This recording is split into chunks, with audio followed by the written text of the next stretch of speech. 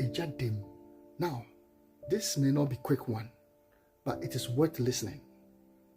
You understand? Just spare me 5 minutes of your time. Don't skip this. This will transform your life. If you have control over your sex drive, trust me, you have control over your life and your destiny.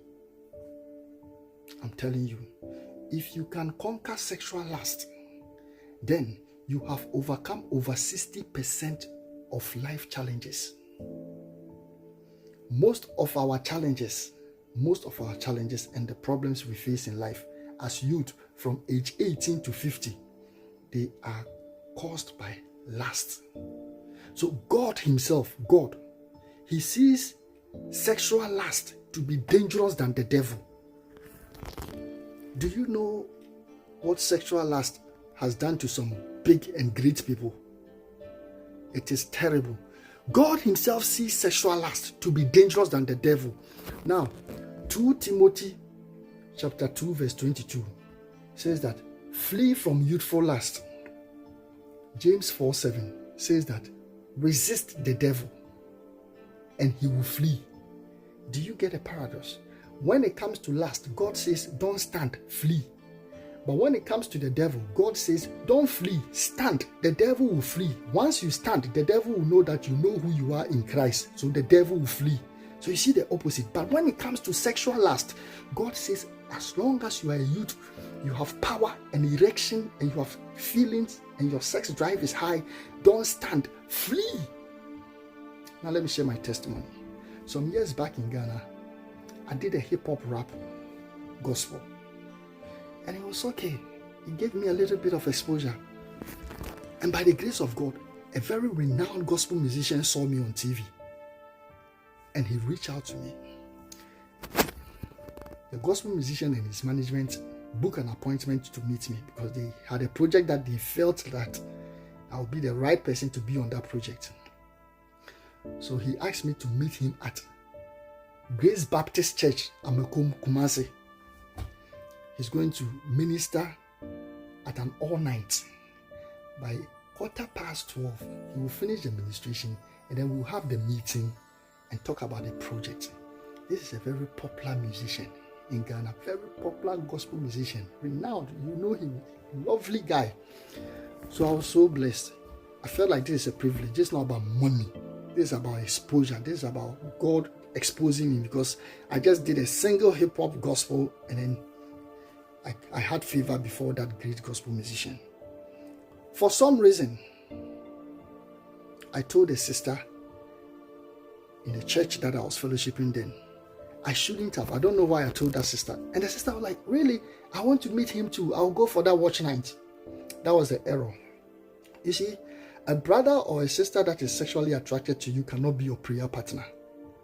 A brother or a sister that is sexually attracted to you cannot be your bestie.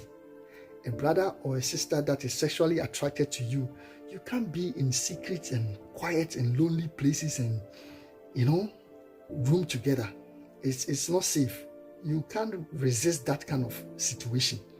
So fast forward, this sister asked me to pick her up 11:45 midnight. So we go for the watch night together. That was the error. So I picked a taxi, got to her house, which is near Amokum. I got in front of her house. I gave her a call. I said, I'm in the taxi. Can you come? She said, oh, you've come too early. I'm now going to shower. Can you wait for me? Or let the taxi go and come and sit down and let me shower and then we go together. We can walk from my house to the church place. I heard a still small voice. No, my son, walk and go and meet this musician. This is an opportunity. And I heard a loud voice. You're already here. Go and wait for her. And I went to her room. Sat in the lounge.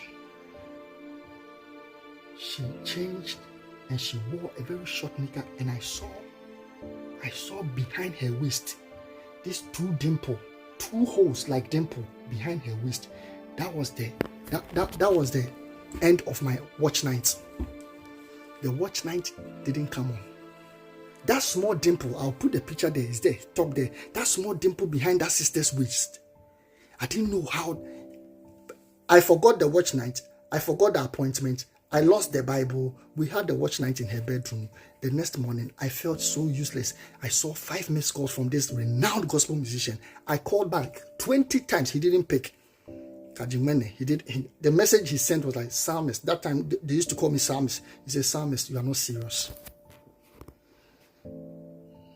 That was a situation that Timothy described. That in such a situation, you don't resist, you flee. I'm telling you. And after that scene, I saw that the girl felt happy, but I felt very down and disappointed and sad. But she was okay. One thing I have noticed is this. The moment you decide to throw away that youthful, lustful desires and pursue the things of God, you will attract a lot of ladies. When I was going to Glenn's nightclub, Boomerang nightclub, His Majesty's nightclub, Berlin Connection at Osu Ari, I was not attracting ladies. But the moment I started chasing the things of God, say I want to pursue my destiny and do things for God and love God and leave a mark and impact lives and live my life for Christ, I started attracting beautiful ladies that were sexually attracted to me. In that room in Amekom, I should have run. That was an exposure God wanted to give me in Ghana through that gospel musician. But because I couldn't flee and I thought I could resist, God laughed at me and said, you can't resist sexual lust. You can only resist the devil. My people, there are some opportunities your sex drive can drive it away. And there are some opportunities, if you have control over your sex drive, God will catapult you. I'm telling you.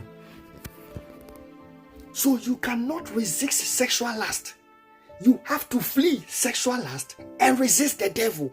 If you have control over your sex drive, you have control over your destiny.